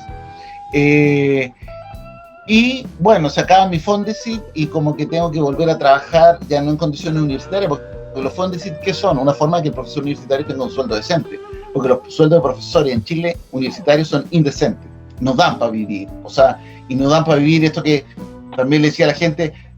Yo creo que un profesional tiene derecho a comprarse libros y a gastar, no sé, $100 al mes en libros, aunque puede parecer, este gallo, que se cree, la gente se está muriendo de hambre. Perdónenme, pero yo creo que también no se puede morir de hambre de libro, y es importante que el médico que lo trata esté actualizado y esté conectado con las revistas, porque es mentira que está todo en la web. O sea, hay propiedad intelectual, hay acceso cerrado. La rusa, obviamente la C-Hub tiene muchas cosas, pero a veces hay algunas que no están. Entonces, yo ahí vuelvo a Puerto Montt y como yo había hecho todo mi trabajo en estudio de ciencia y tecnología sobre la medicina, bueno, quiero ir al hospital y trabajo en el hospital en una oficina de calidad. Y ahí, bueno, soy director del hospital y luego llego al día de hoy en que estoy aquí en Valparaíso, en el Hospital Van Buren, como jefe de una unidad de epidemiología creada hace 4 meses atrás, en plena pandemia, en un proceso que me parece recupera la necesidad de volver a pensar los hospitales desde un punto de vista de salud, de enfermedad, epidemiológicos, y no de GRD o meramente GRD o de cuentas, ¿no? Antes el hospital funcionaba bien porque tenía los números azules o rojos. Ya, pero hay otro sentido. Con esto ya para ir cerrando esta parte, por ejemplo, el año antepasado, el año 2018, en el Van Buren, año 2018, no, 2019, en el Van Buren se murieron 7 personas por influenza. 7. Esa fue la mortalidad de la influenza. De esas 7 personas, 6 eran obesas. 6 eran obesas.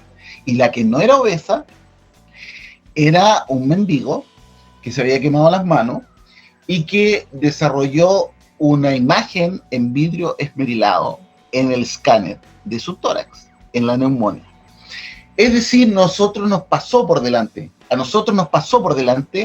el coronavirus, que el coronavirus es una patología respiratoria en un grupo de personas que son muy, muy lábiles. Esas son las personas, y nosotros no lo hemos visto, y nos está discutiendo hoy día si hay que tener ciudades para que la gente pueda caminarlas y que llegue a en 15 o 20 minutos caminando, y no se discute si tenemos que cerrar los locales de comida chatarra, y no se discute si tenemos que ser más intensos en la reducción del consumo de grasas y de azúcares. ¿Te das cuenta? Entonces, necesitamos volver a pensar epidemiológicamente.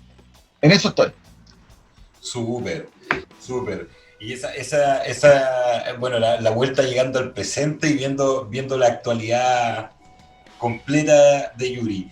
Bueno, en función a eso, ya hablando de tu presente, ¿cierto? Habiendo revisado la vuelta que te llevó a este presente, el sentido del por qué. Bueno, la idea es poder aprovechar de profundizar en algunos otros temas, ¿cierto? En algunos tópicos importantes a propósito de los estudiantes, ¿cierto? De Ciencias Sociales y Salud del Sur. Yo sé que esto va a ser súper nutritivo. El poder hablar, ¿cierto? De Ciencias Sociales y Salud contigo, Yuri. Preguntarte primero, yo sé que hay una opinión desarrollada ahí, pero preguntarte primero con respecto a la gente que trabaja en salud, a la gente que trabaja en ciencias sociales en Chile, la vinculación de las ciencias sociales y salud, ¿cómo crees que se ha dado, cierto, en la relación académica, en la relación social, en la relación interdisciplinaria? ¿Crees que es una relación adecuada, es una relación equilibrada, una relación compensada que ayuda a transformar la sociedad en la que estamos? ¿O no? ¿Por dónde va la opinión de esta relación salud mental y ciencias sociales? ¿Está en tensión? ¿Está en armonía? ¿Cómo lo ves? Bueno, el otro día un amigo que era el jefe de la unidad de ciencias sociales en la Escuela de Salud Pública el año 73, me mandó el decreto de cuando a ellos les dicen que solo tienen que ir a firmar a las 8 de la mañana en septiembre de 73 y que luego tienen que retirarse. O sea, no es casual que tengamos este aplanamiento de las ciencias sociales en salud. Esto fue deliberado. Afortunadamente, la Escuela de Salud Pública tenía un jefe que era el doctor Medina, que era hermano de Alejandro Medina, que era un militar que fue el rector de la universidad y tuvo un cierto grado de protección. Medina, yo fui alumno de Medina, y nos tratamos, él sabía quién era yo sabía quién era él, y un tipo de un trato muy sano, y eso protegió, pero la Escuela de Salud Pública perdió toda su línea de trabajos de pensamiento social. Te cuento, bueno, ya sabes que me gustan mucho los libros, que si tú vas algún día a la Escuela de Salud Pública, te desafío a que mires la biblioteca, pero la mires con las manos y con los ojos. No la mires en el catálogo ni la mires a través de la internet. Yo cada me pongo más viejo, ya desconfío más de esta cuestión. Porque ahí hay libros muy preciosos. O sea, en la biblioteca de la Escuela de Salud Pública está Trotsky, hay libros de Trotsky, hay libros de Mandel, de este marxista belga. Hay libros de Wright Mills. Yo no sé si tú has oído hablar de Charles Wright Mills, que es un sociólogo norteamericano de los años 60, pero exquisito. Él tiene un libro que se llama La imaginación sociológica, y él tiene un texto ahí en La imaginación sociológica que habla sobre el trabajo artesanal, y él dice que el sociólogo tiene que hacer un trabajo artesanal. Bueno, todo eso se degolló y se cortó. Y hoy día, por ciencias sociales, en salud, no sé qué se vende esta teoría de los determinantes que a mí me asfixia, ¿cachai? O sea, yo creo que un estudiante de... ¿Qué es para mí salud pública? Inventé no sé si todavía rige, pero ya, mi definición es un entrenamiento en ciencias sociales para profesionales de la salud.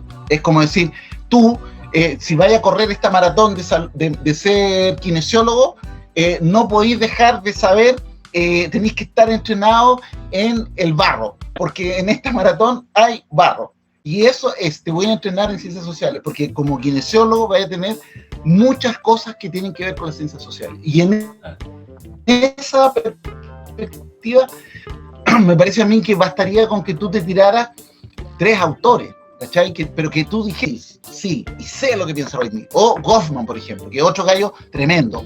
O Foucault, pero leí bien a Foucault, no es que repito biopolítica, no, leí Foucault y tengo mis críticas. Yo por lo menos, que amo a Foucault, es lo máximo, pero Foucault no sabía una pizca de ecología. Foucault nunca habló de ecología, ¿cachai? Claro, porque era un pituco francés que creía que el mundo era, no sé, por su elegancia, su seda, pero no cachó la crisis en que estábamos metidos, que era una crisis que no tenía solo que ver con biopolítica, con cárceles, con vigilar, con castigar, con encerrar, con el uso de la sexualidad, con los placeres, sino que también tenía una dimensión planetaria. En ese sentido, Deleuze era muchísimo más que Foucault. Bueno, en una parte dice, Deleuze va a ser, el siglo XXI será deleuziano, dice, o no, ¿cachai? Entonces, bueno, pero me refiero a eso, a que hay un entrenamiento en que la gente, también lo he dicho, no crea que las ciencias sociales son unas gotitas de azúcar, NutraSweet, o ¿cómo se llama? Sveltia, no sé, esa, para el café amargo.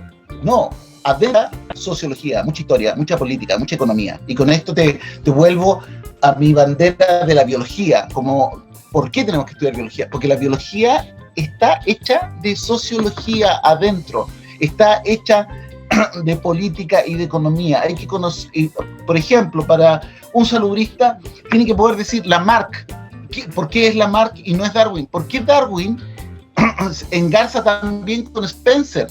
Yo acá en la biblioteca Severín hay nombres de próceres, Molière, Cervantes arriba de la biblioteca, y en las esquinas están los más grandes y está Spencer. Bueno, a lo mejor dicen Spencer, hoy día no es nadie, pero Spencer es el hombre de la sobrevivencia de los más aptos y la lucha por la sobrevivencia, que es una política no solo imperialista, colonial, sino que también es neoliberal, en el sentido que cómete a tu hermano, no seas solidario, no seas simbiótico. Y entonces, también cómo debe haber una biología, hay una biología que es simbiótica y que plantea la dignidad de los vegetales, la dignidad de los animales, y cómo somos más bien iguales. Esto que ayer, el día de la protesta femenina, ellas pusieron que el patriarcado también se relacionaba no solo con las mujeres, sino también con los animales y con los vegetales. Entonces pusieron al final, feminismo es igual a veganismo. O sea, yo creo, estoy convencido que no puede haber alguien que sea feminista si no tiene también un gesto hacia los animales y hacia los vegetales, que parecen más raros, porque los vegetales son como que no te hablan, no te muerden, nada, son pasivos. Nosotros incluso usamos la expresión vegetal en forma despreciativa. Estás vegetando, ¿hace cuánto tiempo que estás vegetando?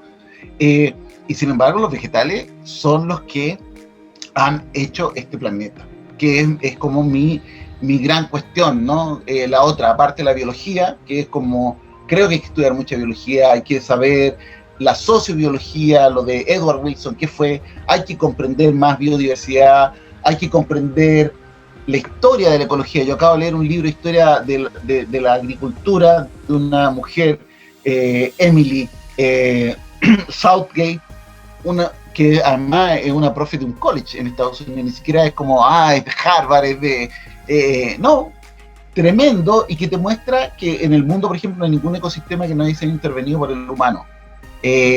No hay, todo... cuando tú dices, voy a explicar la biodiversidad de este ecosistema, vas a tener que explicar, dice ella, por ejemplo, la economía, porque los países que se protegieron y dijeron vamos a desarrollar una industria de tintura, entonces sustituyeron sus bosques por unos bosques que daban una tintura de color para la industria textil, ¿cachai? O sea, todo, no sé, si tú, el mar de Aral, ¿por qué está seco? Nada, no sé, es una crisis. No, loco, el mar de Aral está seco porque es un proyecto desarrollista de que había que hacer ropa para todos los obreros y entonces no importa, hay que sembrar algodón y el agua se acaba. Hay un fenómeno en Estados Unidos muy interesante que ahora me tiene como intrigado, que es el Dust Bowl, que fue un periodo de sequía entre el año 34 y 39, de ahí surge Las Uvas de la Ira, que da origen a una película, John Steinbeck, el libro Las Uvas de la Ira, y una película de eso, que es quizás el mayor efecto de la crisis del 29 es el Dust Bowl. No es, y es un fenómeno ecológico, no es la caída de las acciones en la bolsa, porque la caída de las acciones en la bolsa es un poco el cuento que se nos vende, no, es que cayó la bolsa, y no, pero la crisis la crisis de Estados Unidos de los años 30 es una crisis ecológica, de sobreagotamiento. Yo estoy convencido que la UP en Chile es una crisis ecológica. No es una crisis, es política, sí, pero es sustancialmente ecológica. Bueno, y ahí viene como todo este engarce con antropoceno, ¿no? Con esta idea de que estamos en un momento muy particular, geológica, que se inicia una nueva época geológica, en que está marcada por el efecto de los humanos sobre el planeta. En varias dimensiones, en dimensión de biodiversidad, en calentamiento, en CO2, en alteración de los ciclos, fósforo, nitrógeno, agua, pero también en sustancias tóxicas, por ejemplo, y en reducción, claro, de la tierra disponible y del agua disponible. En eso estoy ahí metido ahora. Mis temas son como antropoceno y biología, dentro de la salud pública. Entonces mi pregunta provocadora para la salud pública es, ¿da lo mismo que estemos o no en el antropoceno para la salud pública? ¿Habría que hacer lo mismo? ¿No? Es como cuando tú sales y dices, ¿qué me voy a poner? ¿No? Allá en el sur, ¿hay norte o hay sur? Si hay norte tengo que ir de una forma y si hay sur tengo que ir de otra y tengo que para la salud pública ¿tiene sentido esta pregunta? Yo creo que sí, total, porque es quizás el principal problema que tenemos, el de estar en este momento, los problemas de sustentabilidad del planeta son los problemas de la salud pública. Estamos en la entrevista de Sur No Sur con Yuri Carvajal, indagando de distintos temas en este momento, revisando la idea de la biología, la vinculación, ¿cierto?, también con las ciencias sociales, las lecturas, el lenguaje de la biología y las ciencias sociales como elementos que debieran ir en una vinculación, en una lógica conjunta, con un sentido ontológico, romper esta idea de la fragmentación de la realidad, ¿no? La fragmentación del cuerpo, lo que hablamos. Y desde eso, ya algo nos estabas contando del antropoceno. Me gustaría que nos explicaras un poco para los estudiantes, ¿no?, desde esta construcción conceptual, en qué escena coloca este concepto y qué sentido crítico te genera. ¿Por dónde están las reflexiones de Yuri en torno a este concepto? Bueno, esta es una expresión que la usó Paul Crutzen, que fue premio Nobel de Química, que falleció hace 3 semanas atrás, junto con Sturman, que él era más bien filósofo. Y ellos la dieron a la luz el año 2000. Entonces, ¿qué es decir? Estamos en una época geológica nueva. Nosotros se supone que estamos en una época que se llama el Holoceno.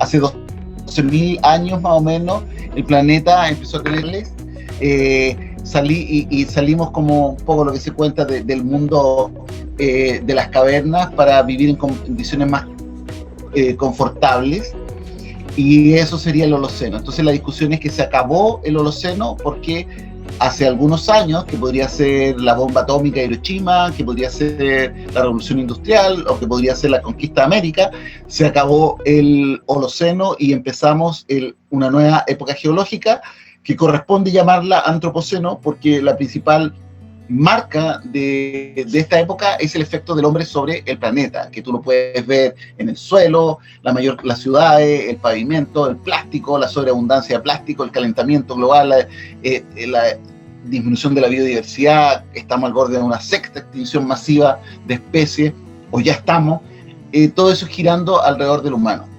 Ahora, de esto se ha escrito, hay 3 journals de Antropoceno, por lo menos. Entonces, es una idea que entró con mucha fuerza y que las ciencias sociales la han tomado. Hay discusiones muy interesantes sobre esto, pero yo ahora estoy interesado en los estudios literarios, que también la han tomado. ¿Por qué? Porque hay una discusión, por ejemplo, de que en la geología tú marcas una época por el sedimento, ¿cierto? Porque queda ahí también en Yanquihue, cuando uno va al volcán, tú puedes ver unos cortes estratigráficos y ves el estrato, este estrato fue una glaciación, las piedras, etc. Entonces, el Antropoceno tendría que tener una marca de ese tipo, una marca estratigráfica.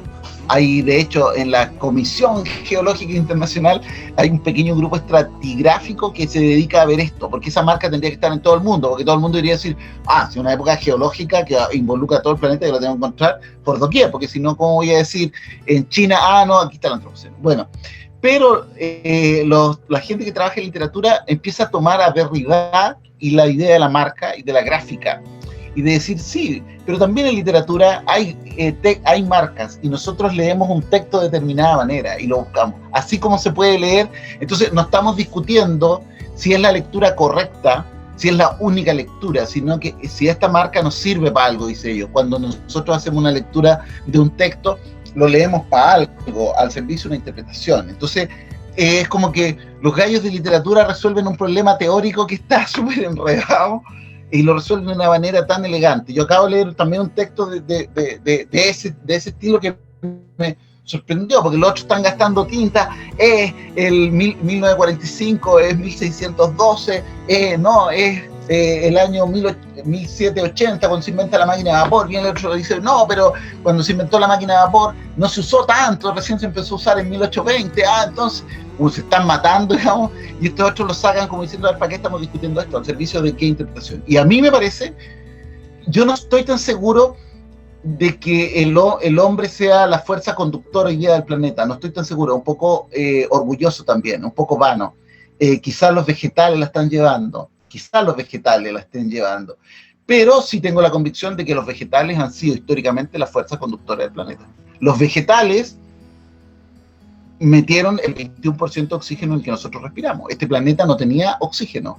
Esa cantidad de oxígeno, que es muy rara para los planetas en general, porque es muy fácil de oxidar, de generar fuego, está dada por la vida. Es la fotosíntesis, son las plantas las que han generado esta composición atmosférica. La vida es posible, incluso posibilitar la abundancia de agua, y bueno, un montón de cosas que tú decís, ellas son. Pero sí me parece importante. ¿En qué sentido? En que quizás el Antropoceno sea el momento de autorreflexión humano, de la especie humana, sobre su responsabilidad. Porque si nosotros somos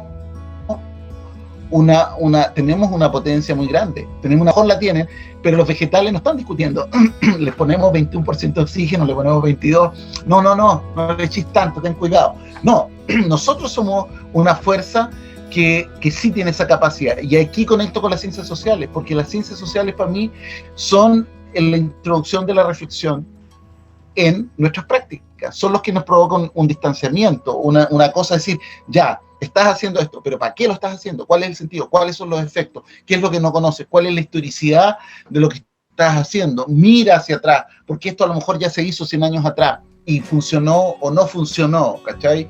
O esto ya a alguien se le tiene que haber ocurrido, esto es un pensamiento colectivo. Entonces, yo creo que me gusta Antropoceno como ese ejercicio de reflexividad Y entonces la salud pública tiene que discutir muchas cosas. Tiene que discutir, por ejemplo, si lo más importante es caminar. A mí me parece que caminar es clave. Nosotros somos cazadores, recolectores, básicamente. Lo éramos en América. El sedentarismo surge hace 10.000 años atrás, pero nosotros, los Kawashkar, nunca fueron agricultores. Los Selknam, yo acabo de leerme a Martín Gusinde, lindo libro, sacado recién publicado en Chile, un libro del año 51, Gusinde, otro cura. Martín Gusinde lo que escribe, él dice, estos pueblos son cazadores recolectores, ni siquiera dice, son recolectores. Dejemos una cosa, no son ni tan cazadores, son recolectores. Entonces, esa fuerza de los recolectores están los cabros chicos que no se bancan Zoom. O sea, aquí la cabra chica no se banca Zoom para educarse, no se lo va a bancar porque es una salvaje recolectora, ¿cachai? Bueno, eso yo creo que es la salud pública. Hay unos estudios bien bonitos sobre los cazadores recolectores a lo largo de su vida, índice de masa corporal 20, toda la vida 20, sin diferencia. A los 60, a los 70 años 20, o sea, uno dice, no, después tengo 25, no, si fueres cazador recolector todavía te falta. Bueno, ese es un tema, caminar, las ciudades caminables, que las ciudades sean caminables, que la gente pueda llegar a donde tiene que llegar a pata. Eso es, y además como un gesto intelectual, lo que produce el caminar. Eso, segundo, alimentación. O sea, es como cosas re básicas, ¿no? Una alimentación que sea sustentable, nosotros que no tenga las emisiones de metano, que el uso de pesticidas. Ese es un desafío para la salud pública. Bueno, y ya en lo más local, los hospitales, que es donde yo estoy, a lo mejor también los centros de atención primaria, pero un hospital no puede generar 5 kilos de basura por cama. O sea, todo esto, esta locura en que estamos metidos, ¿no? En que generamos kilos de mascarillas, o sea, casi es elegante. Yo he pasado toda la pandemia con una mascarilla de tela que me pasaron en el trabajo y la he usado y la he lavado y la he pasado. Tengo ya las dos dosis de vacuna y ahí está mi mascarilla.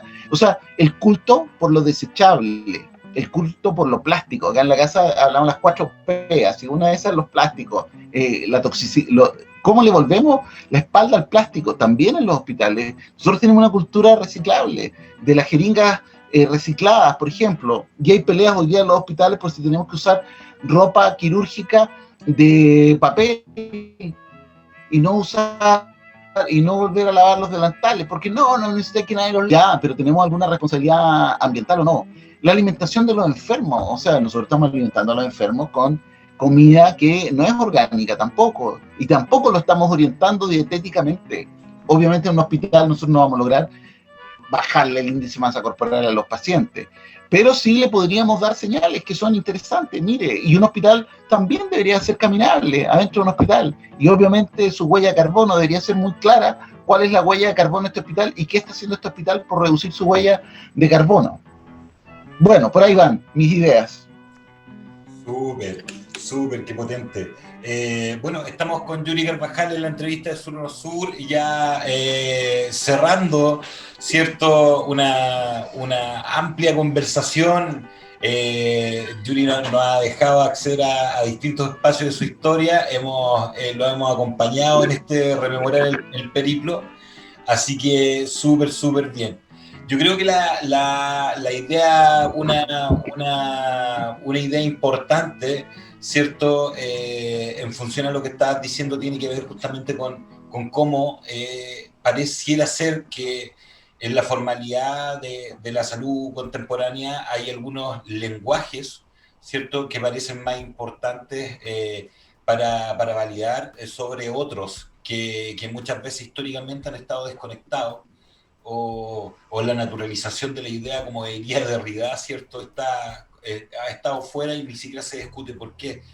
Y creo que, las ciencias sociales, la sociología, la antropología constituyen ontológicamente el discurso o la reflexión primaria antes de hacer salud. Pero estas vinculaciones de distintas líneas de lenguaje creo que apelan a un desarrollo mucho más potente y complejo del hacer salud, y desde donde se empiezan a respetar ciertos lenguajes que lo constituyen también. Así que es súper potente Yo creo que nos vuela la cabeza todo un poco el escucharte hablar en estos términos porque es potente y comparto que es como lo que viene, ¿no? Eh, bueno, y ya cerrando en toda esta lógica, en toda esta conversación, pedirte una última reflexión, pensando, ¿cierto?, en los estudiantes de salud y ciencias sociales del sur, pedirte una última reflexión, palabra al cierre, alguna idea, algún comentario que quieras compartir, Yuri. Mira, yo tengo hijos, la más grande tiene 36, el más chico tiene 13, así que estoy bien vinculado con la generación actual. Yo tengo mucha fe en la nueva generación, han sido criados en condiciones más dulces de lo que fuimos criados nosotros, por lo tanto entienden el sufrimiento de un perro, entienden la tristeza de un pájaro, no tienen la piel escamosa, tienen una piel más sensible, y eso me parece súper lindo, me parece súper bueno. El sufrimiento no ayuda. En ese sentido, con toda mi vida ahí en esa iglesia, pero no soy cristiano, el sufrimiento no sirve para nada. Si tú puedes evitar el sufrimiento, evítalo. Y si puedes tener más placer, entonces te digo, tengo me gusta mucho la generación. De hecho, lo que estoy haciendo aquí, yo no soy protagonista, estoy más bien ayudando a los verdaderos protagonistas, que son cabros de 24 años, de 28 años. Entonces tengo mucho amor, te diría casi mi amor paternal. O sea, hay un colega, el jefe de la urgencia acá, lo paso a buscar en la mañana y caminamos 20 minutos y hablamos de estas cosas. Tengo mucho amor por esta nueva generación, pero, aquí en el pero de viejo, tienen que leer más, tienen que respetar más los libros, tienen que no creer que todo es clic, clic, clic, que no todo está en los teléfonos y que no todo está en la internet. Entonces mi mensaje final sería una cosa de Bertolt Brecht, que lean a Bertolt Brecht, tremendo poeta Bertolt Brecht. Hay un poema que se llama Loa de la Duda, y él dice que pucha, hay que defender las dudas, sobre todo las dudas de los que están en malas condiciones, que son explotados, porque dudan y dicen esto podría ser de otra manera. Esa loa de la duda me parece a mí súper importante. Pero al final dice, entonces le dice tú, que estás llamado, tú que eres un dirigente, le dice, permite a los dirigidos dudar, porque si tú eres un dirigente es porque alguna vez dudaste de los dirigentes. Entonces mi mensaje sería, duden y vayan por sí mismos. Lo que no aprendan por sí mismos no vale. Y los autores si les pueden decir, no, es que esto lo dijo Max Weber, vayan y lean a Max Weber, aunque sea una página de Max Weber. Yo le acabo de pasar Max Weber a un colega, un neuroradiólogo acá, que es como yo, cincuentón, ¿cachai? El científico y el político, y está fascinado con Max Weber, y se ha demorado una semana en leerlo. Entonces, esa sería, vayan a los autores, a los clásicos, ahí hay una gran fuerza, y en el camino, su camino, que así como yo hice mi camino, ustedes tienen que hacer su camino. No sabemos cómo va a ser su camino, ni qué recorrido va a tener. Es verdad. Bueno, darte las gracias por la disposición, por el tiempo.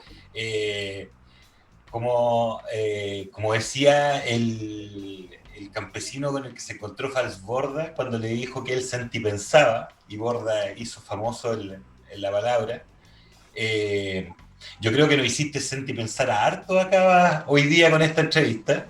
La reivindicación del acto de humanizar las prácticas, pero no por eso dejar la intelectualización en la práctica amorosa o sentida. Me hizo mucho sentido. Logro comprender tu hacer, logro comprender el sentido de tu hacer, y como te dije, bueno, antes, darte las gracias por abrir esta intimidad personal, intelectual, tu mundo interno, ¿no?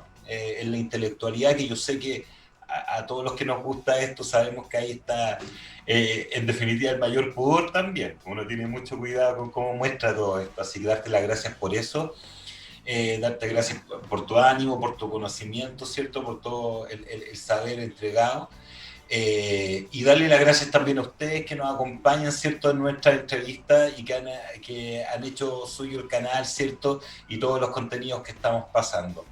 Bueno, recuerden darle like, ¿cierto?, suscríbanse al canal, recuerden, esto es Sur o No Sur, Ciencias Sociales y Salud desde el sur de Chile. Bueno, Yuri, un abrazo grande, saludos allá en Valparaíso. Aquí estaremos. Súper, súper, súper. Lo más probable es que vengan nuevas entrevistas, así que estamos a estar viendo. Saludos, que estén muy bien. Saludos a todos ustedes, cuídense, que estén muy bien. Chao, chao.